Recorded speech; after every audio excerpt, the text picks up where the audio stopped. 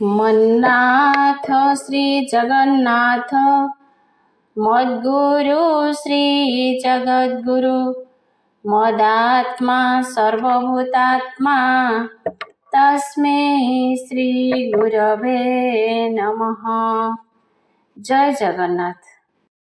श्री जगन्नाथ पुराण पंचदश अध्याय इंद्रद्युम्न एकाम्र क्षेत्र में प्रवेश। जैमिनी उवाच एथु अंतरे शुण मुनि जहु नारद हेले तुनि ताहांक आश्वासना बाणी प्रसन्न चित्ते राजा शुणी उत्तम बुद्धि रे विचार करियवंती नृपवर देवर्षि हस्त प्रेमे धरी प्रवेश कले अंतपुरी विधि रे पाद पूजा कले पलंक परे शुआइले सभासदंकु विदा कले आपणे विश्राम करिले कुअन्ते निर्मल प्रभात स्वकर्म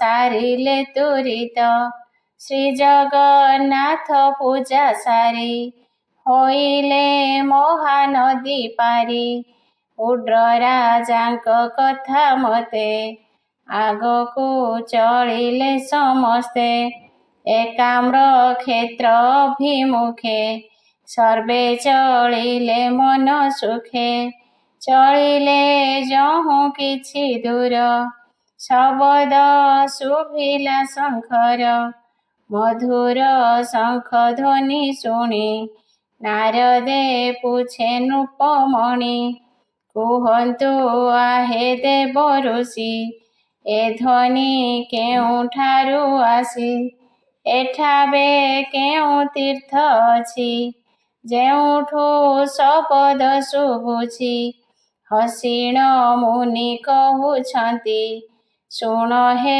अवंतीर पति नारद उवाच राजन शुण एहा सत्य अत्यंत दुर्लभ ए क्षेत्र ए स्थान गुप्त अटई रखिअछन्ति लक्ष्मी साई जेनुटी तुम्भे भाग्यवंत तेणु तुम्भर पुरोहित तुम्भरी भाग्य बळे जाई प्रभु दर्शन कला से एथु तीनि योजन परे पुरुषोत्तम क्षेत्र बरे अछई पुणी विद्यमान ए स्थान अत्यंत गोपन एकाम्र वन नाम यार विजय भवानी शंकर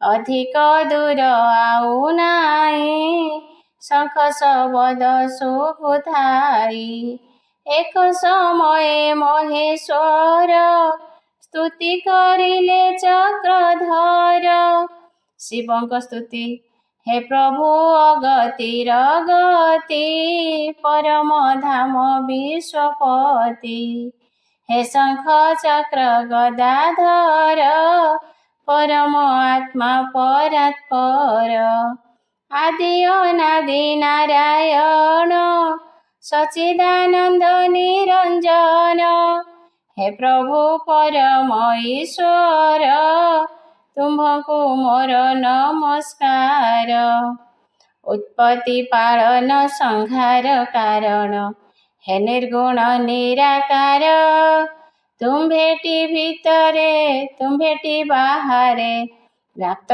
सर्व चराचर निज माया बळे स्वप्रकाश हेळे पासे थाई पुणी दूर सूक्ष्म रूपे थाई अट स्थूल देहि तुम्भको मो नमस्कार कटाक्ष मात्र के कोटि कोटि ब्रह्मा कोटि सूर्य चंद्र जात काल जे काल तुम्भे महाकाल लोमरे ब्रह्मांड स्थित जय हे अजन्मा जय हे अच्युत अनंत लीला सागर अतसी कुसुम श्याम कळे बर तुम्भ पादे नमस्कार। जैमिनी उवाच शंकर जहु स्तुति कले श्रीहरिहर होइले अपूर्व दिव्य रूप धरी प्रकाश होइले श्रीहरि। श्रीभुजे शंख चक्र सोहे गदा पद्मजे मन मोहे भूषित केयूर कुंडल गळे विराजे वनमाळ हार मुकुट विराजित कौस्तुभ मणि सुशोभित गरुड़ पृष्ठे विजे होई शिवं को आश्वासिले सेई। श्री भगवान उवाच हसी कहन्ति नारायण सुमने महेश्वर शुण दक्षिण समुद्र तटर विस्तृत जेउ क्षेत्र बर श्रीक्षेत्र पुरस्तमसेहि ताहार उत्तर कुरई एकाम्र वन तार नाम अटई एकांत उत्तम सेठारे पार्वती सहिते विराज कर विश्वनाथे तुम्भଙ୍କୁ स्वयं ब्रह्मा जाई करिबे अभिषेक तहि कोटिलिंगर अधीश्वर पदरे तुम्भଙ୍କୁ ईश्वर बहिब लिंगराज नाम हेमंत आदेशटी मम।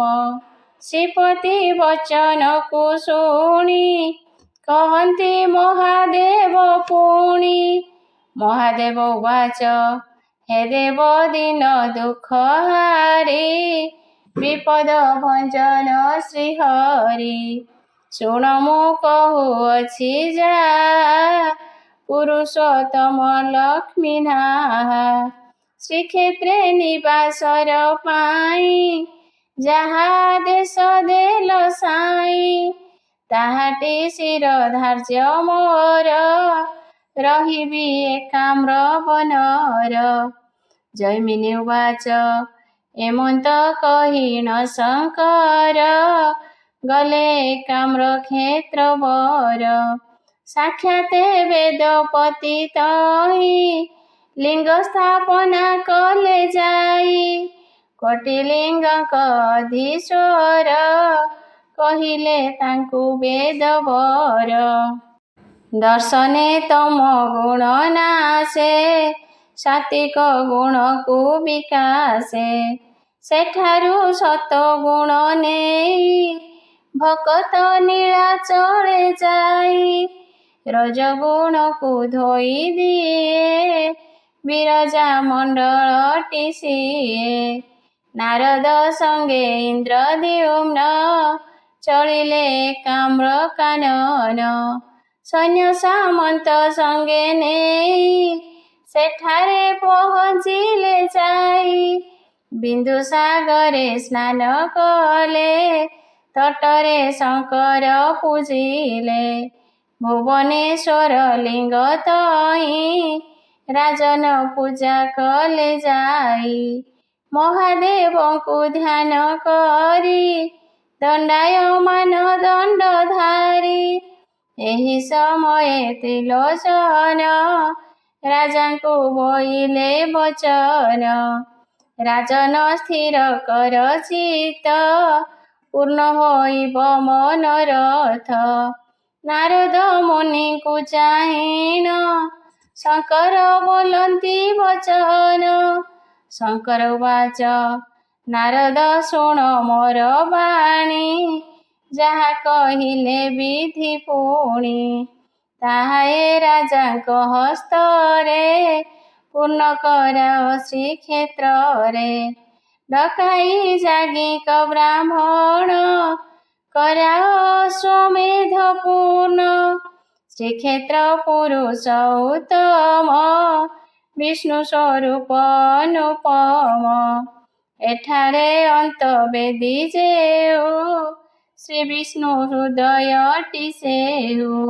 ଶ୍ରୀକ୍ଷେତ୍ର ସୁରକ୍ଷାର ପାଇଁ ଅଷ୍ଟସ୍ୱରୂପ ମତେ ଦେଇ ସ୍ଥାପି ଅଛନ୍ତି ଲକ୍ଷ୍ମୀ ନାଁ ବିସ୍ତାରି କହୁଅଛି ତାହା।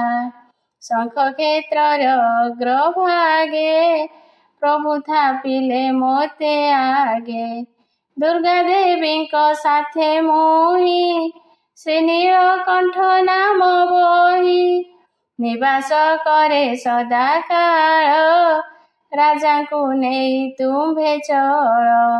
ନୀଳମଣି ଯେ ଅନ୍ତର୍ଧ୍ୟାନ ସେ ମୋତେ କରନ୍ତୁ ଦର୍ଶନ। ମୋର ଆଜ୍ଞାରେ ଋଷି ବର ନୃସିଂହ କ୍ଷେତ୍ର ୟାକୁ କର। ସହସ୍ର ଅଶ୍ୱମେଧ କରି ରାଜା ହୁଅନ୍ତୁ ବ୍ରତଚାରୀ। ଯଜ୍ଞ ହୋଇଲେ ସମାପନ ହୋଇବ ବୃକ୍ଷ ଦୃଶ୍ୟମାନ। ରାଜାଙ୍କୁ ସେ ବୃକ୍ଷ ଦେଖାଅ ପ୍ରତିମା ନିର୍ମାଣ କରାଅ। ତହିଁରୁ 4ଟି ପ୍ରତିମା ଗଢ଼ିବେ ସ୍ୱୟଂ ବିଶ୍ୱକର୍ମା। ପ୍ରତିମା ସ୍ଥାପନାର ଦିନ ସ୍ୱୟଂ ଆସିବେ ବ୍ରହ୍ମା ପୁଣ। ତଦନ୍ତେ କରିବେ ରାଜନ ଶ୍ରୀହରି ବିଷ୍ଣୁଙ୍କ ଦର୍ଶନ। କାଷ୍ଠମୂରତି ଦାରୁ ବ୍ରହ୍ମ ଦର୍ଶନେ ମୋକ୍ଷ ଦାନେ କ୍ଷମ। ଯାଅ ଦେବର୍ଷି ବେଗ ହୋଇ ରାଜାଙ୍କୁ ସଙ୍ଗତରେ ନେଇ। ମହାଦେବଙ୍କ ବାଣୀ ଶୁଣି ନାରଦ ବୋଲୁଛନ୍ତି ପୁଣି। ନାରଦ ବାଚ ନାରଦ ବିନୟ ହୋଇଣ କହନ୍ତି ଶଙ୍କରଙ୍କୁ ପୁଣ। ହେ ଜଗଦ୍ଗୁରୁ ମହାଦେବ ଯାହା ଦେଶ ହେଲା ତୁମ୍ଭ। ମୋ ପିତା ବ୍ରହ୍ମଦେବ ପୁଣି ତାହା ଦେଶିଥିଲେ ଜାଣି। ହେ ନାଥ ବ୍ରହ୍ମା ଶିବ ତୁମ୍ଭେ ଶ୍ରୀ ବିଷ୍ଣୁ ଭିନ୍ନ ନୁହଁ କେବେ। ତ୍ରିଦେବ ତ୍ରିନାଥ ଠାକୁର ତୁମ୍ଭେ ହିଁ କାରଣ ବିଶ୍ୱର। ଏ ରାଜା ବଡ଼ ଭାଗ୍ୟବନ୍ତ ତ୍ରିଦେବ ଅନୁଗ୍ରହ ପ୍ରାପ୍ତ।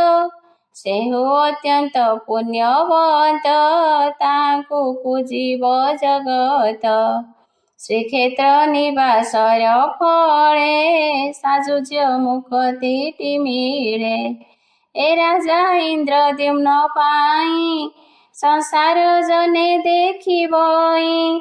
ପ୍ରତ୍ୟକ୍ଷ ବିଷ୍ଣୁ ପ୍ରତିମାଙ୍କୁ ଲଭିବେ ମୁକ୍ତି ପଥକୁ। ଜୈମିନି ଉବାଚ ନାରଦ ବଚନକୁ ଶୁଣି ତଥାସ୍ତୁ କହି ହରି ପୁଣି। ତକ୍ଷଣେ ଅନ୍ତର୍ଧ୍ୟାନ ହେଲେ ରାଜନ ଯାତ୍ରା ଆରମ୍ଭିଲେ। ନୀଳାଚଳକୁ ଯିବା ପାଇଁ ନାରଦ ମୁନି ସଙ୍ଗେ ନେଇ। ଜୟ ଶ୍ରୀ ଜଗନ୍ନାଥ କହି ଆଗକୁ ବଢ଼ିଲେ କସେଇ। ଜୟ ଜଗନ୍ନାଥ ବ୍ରହ୍ମାଣ୍ଡର ନାଥ ଶରଣ ରକ୍ଷଣ ଭାବଗ୍ରାହୀ। ମୁଁ ଅତି ପତିତ ଯୋଡ଼ୁଅଛି ହାତ କୃପା କଟାକ୍ଷରେ ଦେବ ଚାହିଁ। ଜନମ ସଫଳ ହେବ ଆଦି ମୂଳ ଭକତଙ୍କ ପଦରଜ ପାଇ।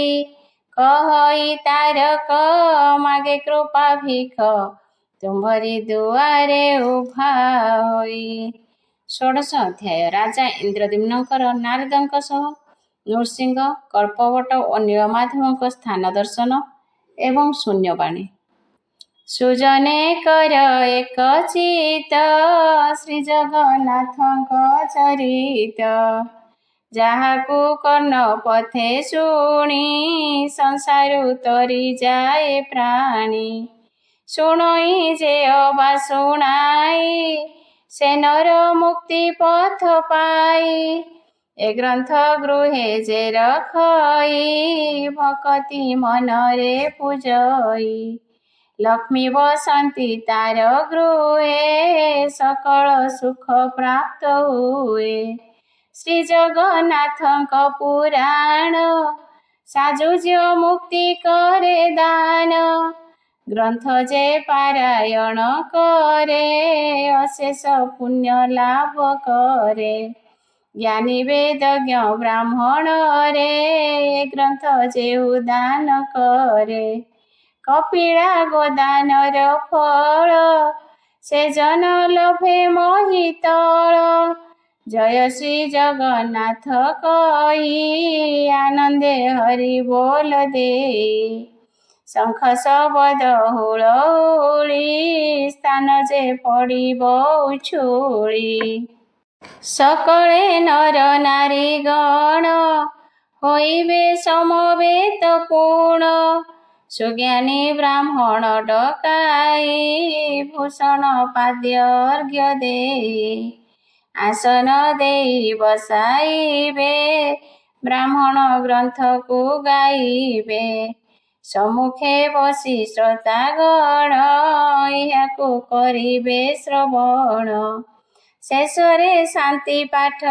କରି ସୁମନେ ଯିବେ ନିଜ ପୁରୀ ଏହିଠି ଗ୍ରନ୍ଥର ବିଧାନ ଗୃହରେ କରିବ ପୂଜନ ନୈମିଷାରଣ୍ୟେ ମୁନିଗଣ ଶୁଣନ୍ତି ଦେଇ ମନ କର୍ଣ୍ଣ ଜୈମିନୀ ଋଷି କହୁଛନ୍ତି ସକଳେ ଆନନ୍ଦେ ଶୁଣନ୍ତି ଜୈମିନୀ ଉବାଚ ଏଥୁ ଅନ୍ତରେ ଇନ୍ଦ୍ରଦ୍ୟୁମ୍ନ ନାରଦ ମୁନି ସଙ୍ଗେ ପୁଣ ପୁରୋହିତଙ୍କ ଛୋଟ ଭାଇ ବିଦ୍ୟାପତିଙ୍କୁ ସାଥେ ନେଇ ଏକାମ୍ର କ୍ଷେତ୍ରରୁ ଚଳିଲେ ଶ୍ରୀକ୍ଷେତ୍ର ଧାମରେ ମିଳିଲେ ଶ୍ରୀନୀଳକଣ୍ଠ ମହାଦେବ ଆଦି ବିଜୟ ବାମଦେବ ଦର୍ଶନ କରି ପୂଜା କଲେ ଦୁର୍ଗା ଦେବୀଙ୍କୁ ପ୍ରଣମିଲେ ଶଙ୍କର ଆଦ୍ୟ ଆବର୍ତ୍ତନେ ଶଙ୍କର ପୂଜି ଶୁଦ୍ଧ ମନେ ଯାନବାହନ ରଥ ଛାଡ଼ି ଖାଲି ପାଦରେ ଗଲେ ମାଡ଼ି ଇନ୍ଦ୍ରିୟ ମାନ ବଶ କଲେ ନୀଳ ପର୍ବତ ଆରୋଇଲେ ଜୟ ଶ୍ରୀ ଜଗନ୍ନାଥ ଧ୍ୱନି କମ୍ପିଲା ନୀଳାଚଳ ପୁଣି ସୁନ୍ଦର ନୈସର୍ଗିକ ଶୋଭା ନୀଳ ପର୍ବତ ମନ ଲୋଭା ନାନା ପ୍ରକାର ବୃକ୍ଷଲତା ଫଳ ଫୁଲରେ ସୁଶୋଭିତା ମଧୁର ବିହଙ୍ଗ କାକଳି ସେବନ ପଡ଼ଇ ଉଛୁଳି ନୀଳ ପର୍ବତ ବନ ଘୋର ଚାରିପଟରୁ ଗୋଲାକାର ସଭିଏଁ ଗଲେ ସେହି ମାର୍ଗେ ଅଗୁରୁ ବୃକ୍ଷ ତଳ ଭାଗେ ଯହିଁ ବିଜୟ ନରସିଂହ ସେ ପଥେ ସର୍ବେ ଗଲେ ଆଗ ସକଳ ବିପଦ ହରଣ ନୃସିଂହ ପ୍ରଭୁ ନାରାୟଣ ଯାହାଙ୍କ ଦର୍ଶନ କରି କୋଟି ପାତକ ଯାଏ ହରି ଗୋହତ୍ୟା ବ୍ରହ୍ମ ହତ୍ୟା ମାନ ଦର୍ଶନେ ଦୂର ହୁଏ ପୁଣ ବିଶାଳ ଦାନ୍ତ ଭୟଙ୍କର କରାଳ ସେ ମୁଖ ଗହର ଅରୁଣ ବର୍ଣ୍ଣ କେଶ ଶୋହେ ଲମ୍ବିତ ଗ୍ରୀବା ବକ୍ଷ ଯାଏ ସେହି ସେ ପ୍ରଭୁ ନର ହରି ହିରଣ୍ୟ କଶିପୁ ବିଦାରି ମୁଖରେ ଶୋହେ ଅଟ୍ଟହାସ୍ୟ ଲୋହିତ ଜିହ୍ୱା ପୀତବାସ ବଜ୍ର ସମାନ ନଖ ପନ୍ତି କିରୀଟ କୁଣ୍ଡଳ ଶୋଭନ୍ତି ଅଗ୍ନିସ୍ଫୁଲିଙ୍ଗ ନେତୃ ବହେ ସତେ କି ତ୍ରିଭୁବନ ମହେ ଆଦି ନୃସିଂହ ପାଦ ତଳେ सकळे प्रणिपात कले। तक्षणे इन्द्रद्युम्न जाई साष्टांग प्रणिपात होई। मुनिଙ୍କୁ धन्य धन्य कले सहासे वचन बोइले। इन्द्रद्युम्न उवाच तुम्भरि आशीर्वाद पाई भोमुनि निस्तरिली मुई। तुमे जे ज्ञान पारावार मु क्षुद्र कणिका मातर। तुम्भरि सतसंग पाई आदि नृसिंह देखिलई। पातक राशि हेला दूर धन्य जीवन आज मोर। हे विद्यापति विप्रवर नीलमाधव काहीं मोर। जे स्थाने नीलमणि मूर्ति देखाओ मोते विद्यापति। ताहांकु दर्शन करिबी पाप नेत्रकु पखाळिबी। दयार सिंधु दीनबंधु सत्यकी हेबे मोर बंधु। देवर्षि बारे कृपा कर देखाओ परम ईश्वर। राजांक विनती को शुणी कहुअछंती मुनिमणि। नारद उवाच देख राजन अग्रे चाहि बालुका राशि स्वर्णमयी। विष्णु प्रतिमा एहि ठावे रहिअछंती गुप्त भावे। तुम्भଙ୍କୁ अनुग्रह करी प्रभु होइबे रूपचारी।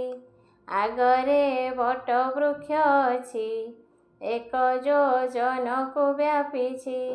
2 योजन उच्चा तार प्रलय काले रहे स्थिर।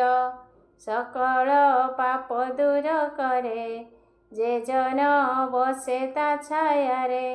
एहाकु जे जन पूजई से जन मोक्ष पद पाई। कल्प वृक्ष नाम तार एठारु पश्चिम दिगर। नृसिंह उत्तर पारुषे विराजी थिले प्रभु शेषे। एबे अदृश्य होइछंती प्रकट हेबे विश्वपति। चतुर्धा रूपे विद्यमान होइबे रत्न सिंहासन। जेसने श्वेत दीप कोळे विजये गोलक मंडले। तेसने जम्बुदीप ठारे पुरुषोत्तम क्षेत्र बरे। अटे प्रभुंक निज धाम ए नित्य नीलगिरि सम। अनंत महिमा एहार ब्रह्मा शिवंकु गोचर। संसार जनंकु भंडिबार पाई रूप लुचाई अछंती सेहि। शून्य निराकार होइबे साकार एक ब्रह्मचारी भाग होई। मायाधरंकर माया गोचर के बुझिब नर देह धरी। साधु वैष्णव भक्त बांधव जुगे जुगे थान्ते अवतरी। परिपूर्णतम पुरुष उत्तम नित्य नीलाचले सदा रही। द्वारिका पुष्कर बद्रिकांचीश्वर सबु धामे थान्ति विजे होई। विशेष उद्देश्य रखी जगदीश जुगे जुगे अवतार होई। इच्छामय देहि निज इच्छा नेई बालुकारे चंती गोप्य होई। अवंती ईश्वर मन कर स्थिर जे स्थाने प्रभु को लय करी। मन चैतन्य एक करी घेन निश्चय देखिब देव हरि। जैमिनी उवाच महात्मा नारदंक वाणी गुरुवचन प्राय मणि। ସାଷ୍ଟାଙ୍ଗ ପ୍ରଣାମ କରିଲେ, ଅନ୍ତରେ ଦର୍ଶନ କଲେ। କର ଅଞ୍ଜଳି ଶିରେ ଦେଇ, ସ୍ତୁତି ଯେ ଆରମ୍ଭିଲେ ସେହି। ଇନ୍ଦ୍ରଦ୍ୟୁମ୍ନ ସ୍ତୁତି।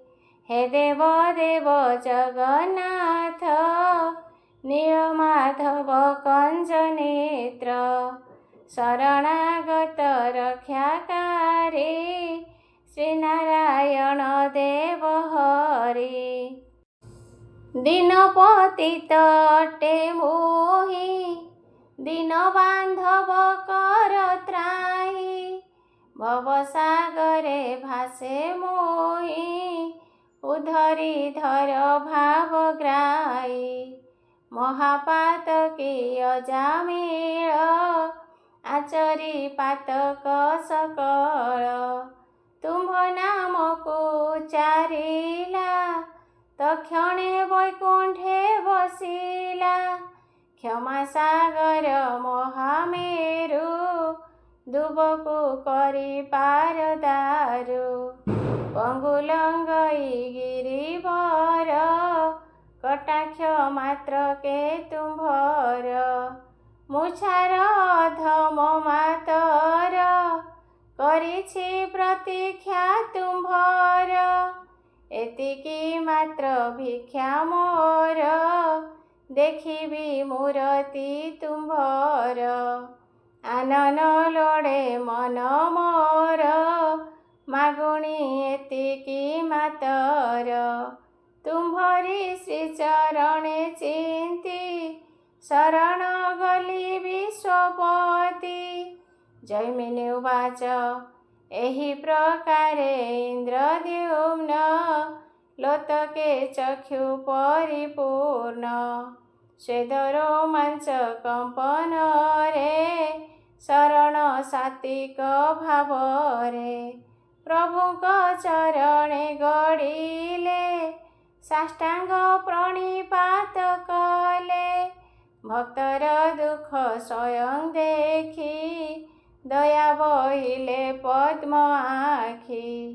ମେଘ ଗମ୍ଭୀର ବାଣୀ କହି, ଶୂନ୍ୟରୁ ଆଶ୍ୱାସିଲେ ରହି। ଶ୍ରୀ ଭଗବାନ ଉବାଚ ହେ ମୋର ଭକତ ଶେଖର, ମନରେ ଚିନ୍ତା ତୁ ନ କର। ତୋ ଇଚ୍ଛା କରିବି ପୂରଣ, ପ୍ରତ୍ୟକ୍ଷ ଦେବି ଦର୍ଶନ। ବ୍ରହ୍ମଦେବଙ୍କ ଏହି ବାଣୀ, ଦେବର୍ଷି ମୁଖୁ ଯାହା ଶୁଣି। ସେହି ପ୍ରକାରେ କାର୍ଯ୍ୟ କର, କୁଶଳ ହୋଇବ ତୁମ୍ଭର। ନିତ୍ୟ ବେଦୀରେ ବିରାଜିବି, ନୀଳାଚଳରେ ପୂଜା ନେବି। ତୁମ୍ଭରି ପୁଣ୍ୟ ବଳେ ରାଜା, ବିଶ୍ୱ କରିବ ମୋତେ ପୂଜା। ଏମନ୍ତେ ଦିବ୍ୟ ବାଣୀ କହି, ପ୍ରଭୁ ଯେ ଅନ୍ତର୍ଧ୍ୟାନ ହୋଇ। ନାରଦ ଇନ୍ଦ୍ରଦ୍ୟୁମ୍ନ ତୁଲେ, ସରବେ ହରଷ ହୋଇଲେ। ଜୟ ଶ୍ରୀ ଜଗନ୍ନାଥ କହି, ଗଗନ ପବନ କମ୍ପାଇ।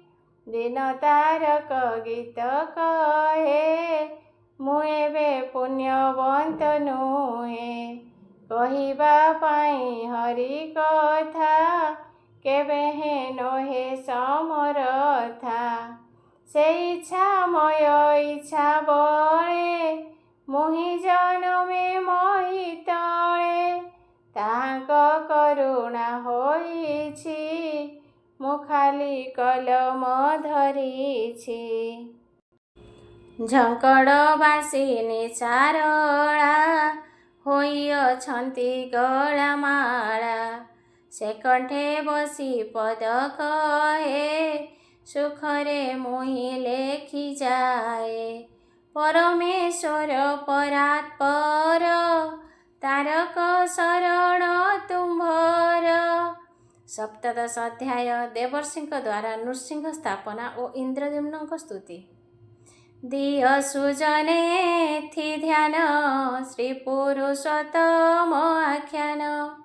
ଦେବର୍ଷି ନାରଦ ସହିତେ ପରିଜନଙ୍କୁ ଘେନି ସାଥେ।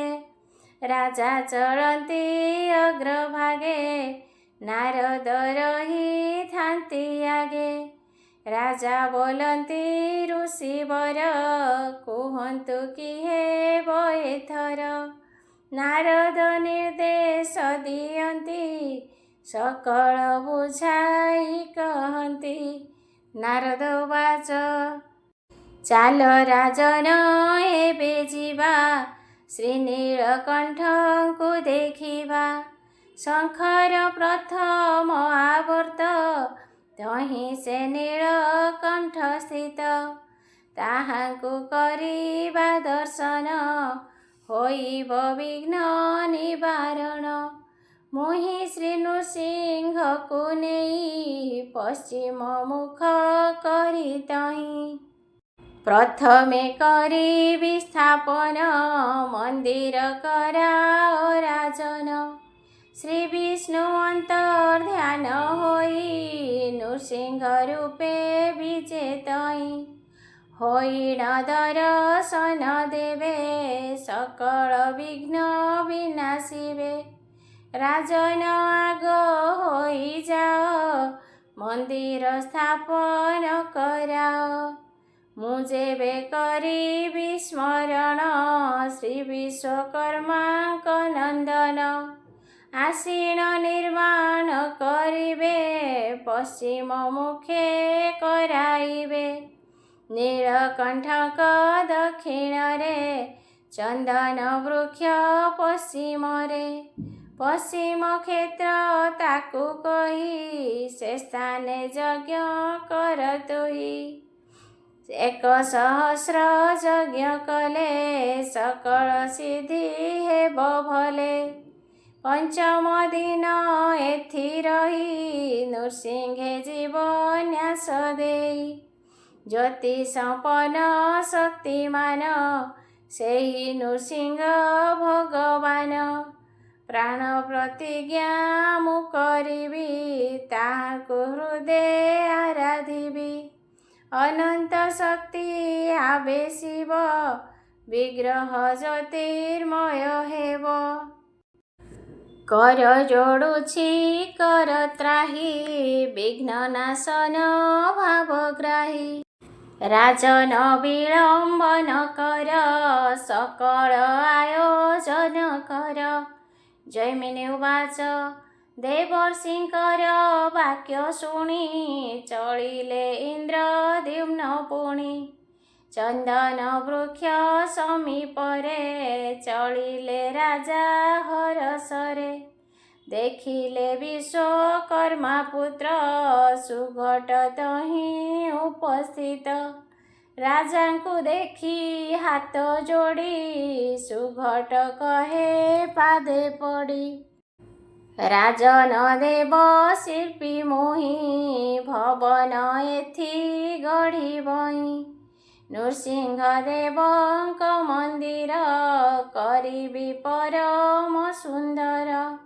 ରାଜନ ହସି କହୁଛନ୍ତି ଦେବର୍ଷି ମୋତେ କହିଛନ୍ତି।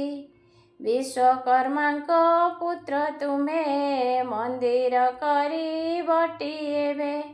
ପଶ୍ଚିମ ଦିଗେ ମୁଖ କରି ଗଢ଼ିବ ତୁମେ ଯତ୍ନ କରି।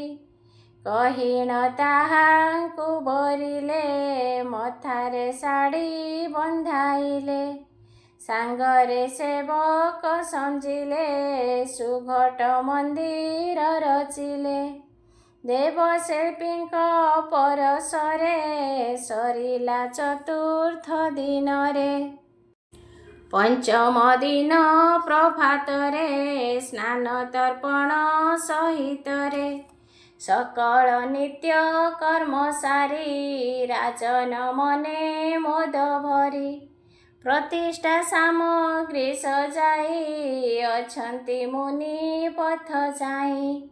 ଏକାଳେ ଶୁଭିଲା ଶବଦ ଶଙ୍ଖ ମୃଦଙ୍ଗ ଢୋଲ ବାଦ୍ୟ ମଙ୍ଗଳ ବାଦ୍ୟ ଗୀତ ନାଦ ହସ୍ତିଙ୍କ ଘଣ୍ଟିର ଶବଦ ଶୁଭଇ ଜୟ ଜୟକାର ଆକାଶ ପୃଥିବୀ ମୁଖର ଚକିତେ ଦେଖିଲେ ରାଜନ ପଟୁଆର ଯେ ଆଗମନ ନାରଦ ମୁନି ଆସୁଛନ୍ତି ସଙ୍ଗତେ ନୃସିଂହ ମୂରତି ବିଶ୍ୱକର୍ମ ଯେ ଗଢ଼ିଛନ୍ତି ପ୍ରାଣ ପ୍ରତିଷ୍ଠା ହୋଇଛନ୍ତି ଦିବ୍ୟ ବସନ ଦିବ୍ୟ ମାଳା ଦିବ୍ୟ ଭୂଷଣେ ଶୋହେ ଗଳା ମସ୍ତକେ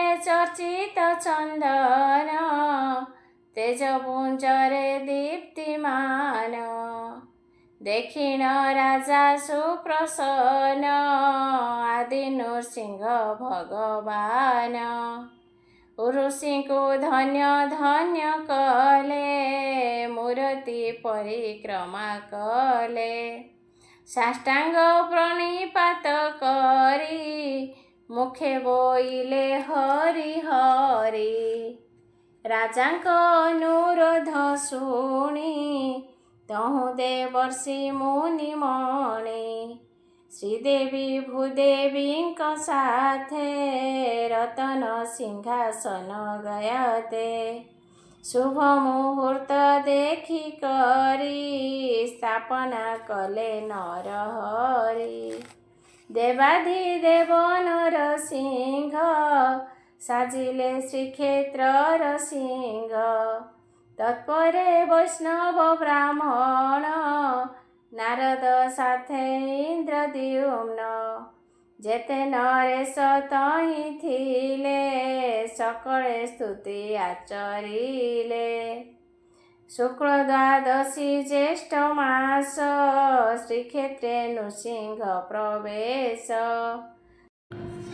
ସ୍ୱାତି ନକ୍ଷତ୍ର ଦିବ୍ୟ ଯୋଗ ସ୍ୱୟଂ ପ୍ରକାଶ ଦେବ ଭାଗ ସକଳେ କର ପତ୍ର ଯୋଡ଼ି ସ୍ତୁତି କରନ୍ତି ପାଦେ ପଡ଼ି ନୃସିଂହ ସ୍ତୁତି ନମସ୍ତେ ନରସିଂହ ବପୁ ନାସିଲ ହିରଣ୍ୟକଶିପୁ ନଖରେ କରିବି ଦାରଣ ନୁହେଁ ରଜନୀ ନୁହେଁ ଦିନ ଧରଣୀ ଭାରା ଉଶ୍ୱାସିଲ ତ୍ରିପୁରେ କିରତି ଥାପିଲ ଆକାଶ ପୃଥିବୀ ଉପରେ ନୁହଁଇ ଘରେ କି ବାହାରେ ଜାନୁର ମଧ୍ୟ ଭାଗେ ଥୋଇ ଦାନବ ବିନାଶିଲ ସାଇଁ ତୁମ୍ଭରି ସ୍ୱରୂପ ଯେ ଏକରୁ ହୋଇଛି ଅନେକ ସାକାର ତୁମ୍ଭେ ନିରାକାର ତୁମ୍ଭେ ଯେ ବ୍ରହ୍ମା ମହେଶ୍ୱର ସ୍ଥୂଳ ଓ ତୁମ୍ଭେ ସୂକ୍ଷ୍ମ ରୂପୀ ଆକାଶ ସମ ସର୍ବବ୍ୟାପୀ କୋଟି ମାର୍ତ୍ତଣ୍ଡ ଜିଣି ତେଜ ପ୍ରକଟ ପ୍ରଭୁ ଦେବରାଜ ହେ ପ୍ରଭୁ ଜଗତ ଆଧାର ତୁମକୁ କୋଟି ନମସ୍କାର ଭବସାଗର କର୍ଣ୍ଣଧାର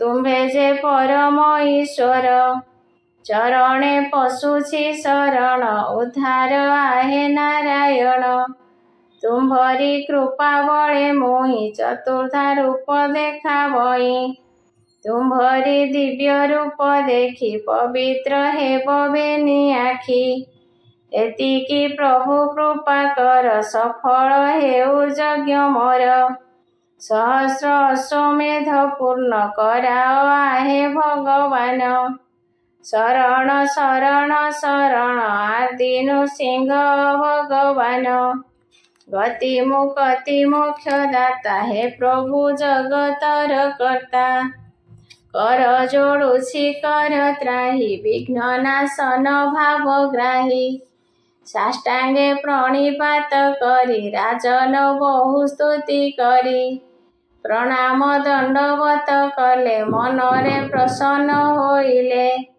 ଦିବ୍ୟ ନୃସିଂହ ସ୍ତୁତି ଏହାକୁ ଯେ ପାଠ କରଇ ନୃସିଂହ ପ୍ରସନ୍ନ ହୋଇଣ କରନ୍ତି ତାକୁ ମୋକ୍ଷ ଦାନ। ଶୁକ୍ଳ ଦ୍ୱାଦଶୀ ଜ୍ୟେଷ୍ଠ ମାସ ସ୍ୱାତି ନକ୍ଷତ୍ର ସେ ଦିବସ। ନାରଦ ମୁନି ଶ୍ରୀକ୍ଷେତ୍ରରେ ଦିବ୍ୟ ନୃସିଂହ ମୂର୍ତ୍ତି ଠାରେ। ଅଥାପିଣ ଦେଲେ ଜୀବନ୍ୟାସ ସକଳେ ଦେବତା ହରସ। ଆଦି ନୃସିଂହ ଦର୍ଶନ ଭକ୍ତିରେ କରଇ ଯେ ଜନ। ସହସ୍ର ଅଶ୍ୱମେଧ ଫଳ ନାଶଇ ପାତକ ସକଳ। ଷୋଡ଼ଶ ଉପଚାର ଦେଇ ଯେ ଜନ ପୂଜନ କରଇ। ଦୁଗ୍ଧ ଶ୍ରୀଫଳ ପଞ୍ଚାମୃତ କ୍ଷୀର ଶର୍କରା ଯେନ ବାତ। ଦେଇଣ ସନ୍ତୁଷ୍ଟ କରଇ ସେ ଜନ ବହୁ ଲୋକ ପାଇ। ବୈଶାଖ ଶୁକ୍ଳ ଚତୁର୍ଦ୍ଦଶୀ ଆଦି ନୃସିଂହ ପରକାଶୀ।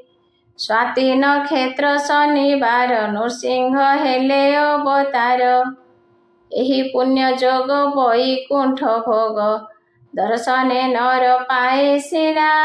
ତାରକ କହଇ ନେତ୍ରେ ଦେଖ ଯାଇ ନୃସିଂହ ଉଡ଼ାନ୍ତି ଜୟ ବାନା।